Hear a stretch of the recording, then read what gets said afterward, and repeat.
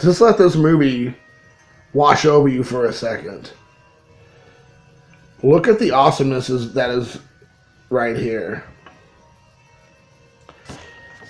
Hello everybody, this is Jason, Zombie Collector, and I'm going to discuss with you my favorite Western of all time. Kurt Russell and Val Kilmer star in Tombstone, the director's cut I own by George P. Cosmatos. And I'm sure I mispronounced the director's name, but quite frankly, I'm not really here to talk about the director all that much, even though he did a bang-up job on this movie. If you're like me, and maybe a lot of you are, your dad, maybe your mom also, was a big fan of Westerns. My dad was born in the 50s, so as you know, 50s and 60s showed on TV tons and tons of Westerns. So anytime that kids of that generation watched TV, they were probably watching mostly Westerns. And then the movies that were being made by people like John Wayne and Gary Cooper were Westerns, you know. And so, you know, Westerns was a huge theme back then. So I grew up watching a lot of Westerns. Even though it might not have been my favorite genre growing up, I definitely respected it and watched a lot because I was my father's son and I had to watch whatever he watched. So by proxy, I was involved in a lot of Western watching.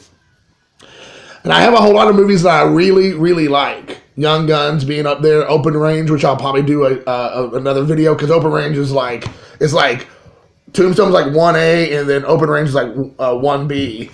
But Tombstone still takes the cake.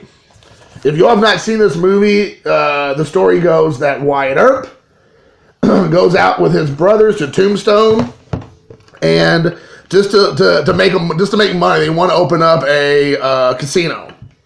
He was if you all know the story, the real story on Wyatt Earp, he was a lawman, I believe in Missouri, if I'm not mistaken, and he wanted to get away from being a sheriff or whatnot, and just take his money that he made as a lawman and with his brothers and make big stacks of cash out west.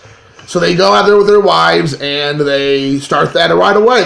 They start immediately with a I believe they said a faro game at one of the bar slash like casinos they have there out west.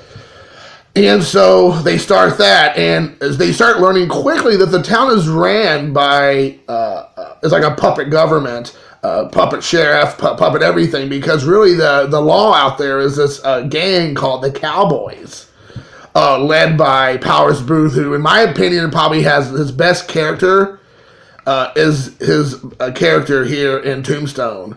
By far a fantastic character. I just absolutely love him. He is just outstanding in this film. And I just want to like kind of look at it there. I'm going to get into this here in a moment. A little bit more of all the characters. I just kind of went, oh man, there's all kinds of cool stuff I didn't even notice about this. This comes flying out of this thing here. So anyways, you have him. And then you have the good guys. Now, well, let me go back. Some of the bad guys, some of the people in this movie that weren't really famous at the time, or they were famous, but you kind of were like, I'm going to kind of give you some ideas of who they were. You have Powers Booth, again, is in this. He plays the main baddie in here, but you also have other great actors that played the other bad guys as Michael Rooker, who later on turned into Yardu in Guardians of the Galaxy movies. He was also in Walking Dead. He was in the movie Henry, Portrait of a Serial Killer. Or Yondu, I'm sorry, I think it's a Yardu. Yondu, I apologize. I had to think, I'm thinking about it. But Michael Rooker is a bad guy who turns into a good guy later on because he was like, these guys are scumbags. I can't believe I'm hanging out with them. So you have him. You also have a Michael Biehn.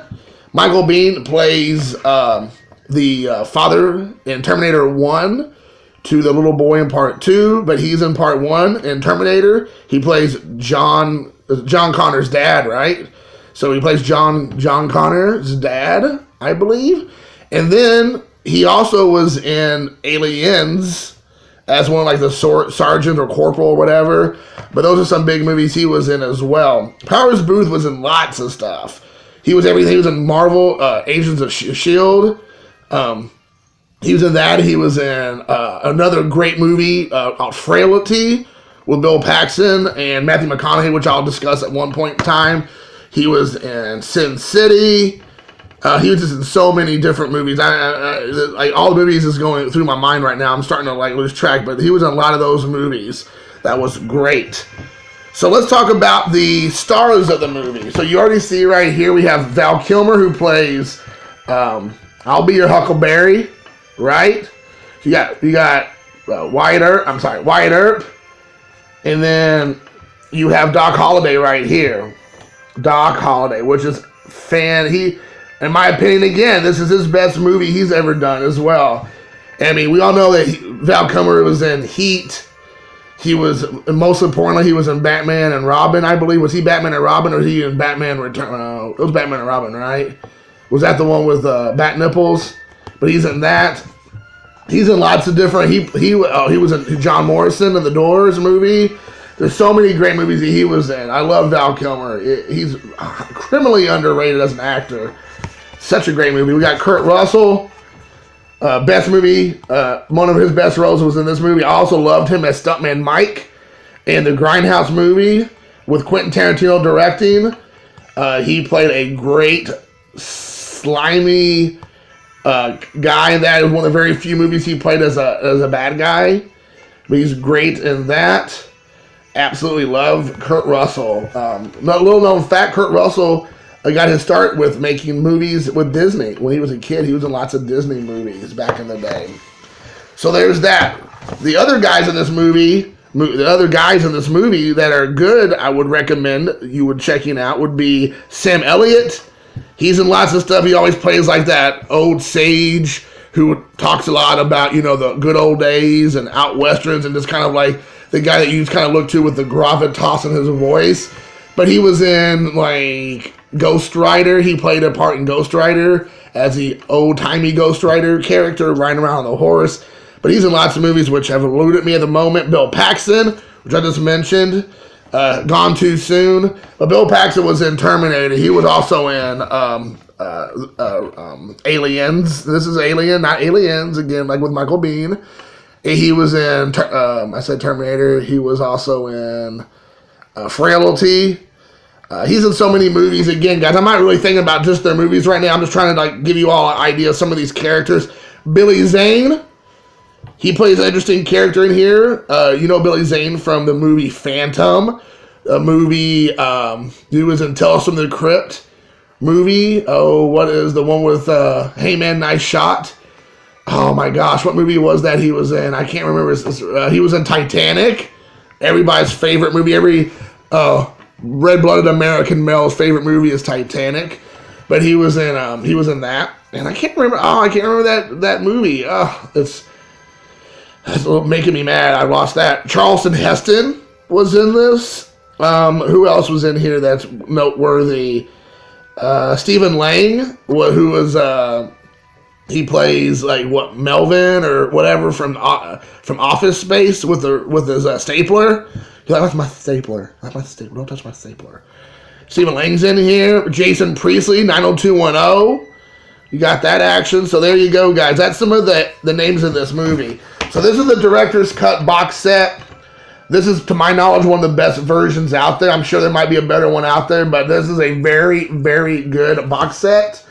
Let's get into what it has inside there. First, you have this right here. It is the gunfight at the OK Corral. So this is the actual document they show, where the gunfight at the OK Corral happens, which is cool. Here is a little booklet, as I showed you the back of Tombstone. You open it up, you have a nice image of Wyatt Earp and his two brothers and Doc Holliday. I'll be your Huckleberry. Does anybody play for blood? If you see the movie, you know what I'm talking about. Here we got the Pharaoh table. We got about what they do here at Tombstone, and here's a pullout of them all there with the. I think his name's Bill I think I can't remember. It's not Wild Bill, but it's Bill something. But that's the character Powers Booth plays. Here is the inside of the cover of the box, which is a fantastic image. I love that image. We can open it up again. Here's the guys with Tombstone all riding into the battle.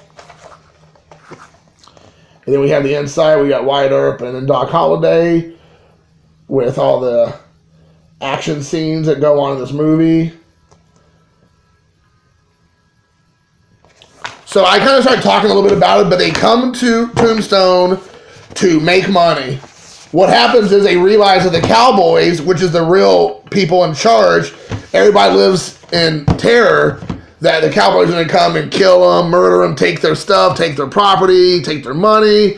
They don't answer to nobody. And like I said, there's a puppet government, puppet sheriff and law there. So what happens is that Wyatt Earp can't control himself because he's unable to let these guys take advantage of the townspeople and themselves because they're not willing to tolerate that. So before you know it, he ends up taking on the mantle of becoming the sheriff. So of course, when he becomes the sheriff, things starts changing. That upsets the cowboys because they no longer get free range over whatever they want. They have to actually adhere to the laws of the land that they were not having to adhere to before. Then, of course, he ends up telling his brothers it's not their fight, and they're like, who are you to tell us it's not our fight? This is our home, too. This is our money we're trying to make here. So he ends up deputizing his two brothers and also Doc Holliday. And, of course, that fires up the cowboys now because now you got 4 lawmen all on the streets at any given time. So there's a fight at the OK Corral, which ends up turning into a blood battle between the Cowboys and Doc Holliday and the Earp brothers that plays out over the entire movie. I don't want to give away a lot that goes on in the movie, but let's just say someone close to Wyatt Earp ends up getting killed, and that's what sends him on the warpath to annihilate the Cowboys. And he will go to any extreme to make it happen. Now, they try to do a love story in this, like every movie. It seems like, I wish they just leave out the love stories and just focus on the action. Even superhero movies I love, they try to like inject horror. It's like horror. Inject love and a love interest, and it's just not necessary. I mean, if it serves the purpose of the film and it makes sense, I guess. But to me, it kind of most of the time slows the movie down because it's almost forced. Like it's like we got to get some love stuff in here for the lady folk. But I go watch a comedy, a romance comedy, then I'm fine with that. If I go watch a drama, I'm fine with that. If I want to go watch a western where people, it's a shoot up movie. Do I need a bunch of love story stuff happening? It just seems very forced in this one in particular, for sure. But I highly recommend it because the action in this is non-stop. Like, there's really, for a movie made in I don't even know what year it was made. It's probably like early 90s. I would say, I don't see a specific year on here. But I would say like in the early 90s it was made.